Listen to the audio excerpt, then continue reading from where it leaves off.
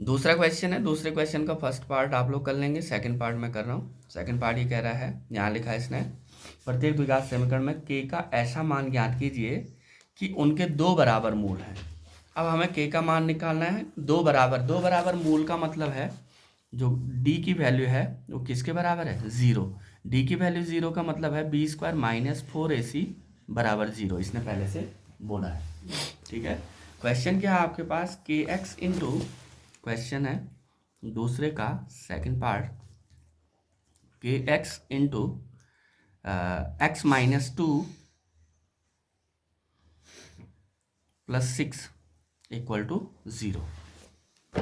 तो इसको सबसे पहले क्या करेंगे, सॉल्व करेंगे। तो यहाँ पे क्या आ जाएगा, के एक्स इंटू एक्स, के एक्स स्क्वायर, के एक्स इंटू माइनस 2 तो माइनस 2 के एक्स, और प्लस में आ गया 6 इक्वल टू 0।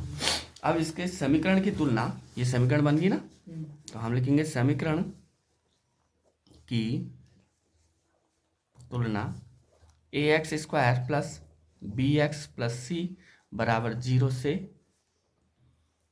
करने पर, जब हम इससे करेंगे तो ए की वैल्यू कितनी आई, के, बी की वैल्यू कितनी आई, माइनस 2 के, एंड जो सी है, सी की वैल्यू है पॉजिटिव का 6। यहाँ तक समझ आ गया। ठीक है, अब इसने क्या बोला है, मूल बराबर है, मूल बराबर है यानी d is equal to 0, D equal to 0 यानी बी स्क्वायर माइनस 4ac बराबर हो गया 0। ठीक है, क्या है, मूल बराबर है, तो बी स्क्वायर माइनस 4ac बराबर 0। बी की वैल्यू क्या है, माइनस 2k का स्क्वायर माइनस 4a यानी के, सी यानी 6 इक्वल टू 0।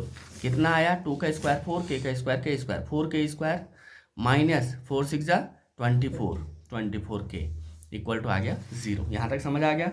इस नेगेटिव वाले को उठा के वहाँ ले जाओ, तो 4k स्क्वायर बराबर आ गया 24k, के को इधर और 4 को इधर, तो यानी के स्क्वायर इसके बटे में आ गया k, यहाँ पे है आपका 24, इसके बटे में आ गया 4। यहाँ तक समझ आ गया।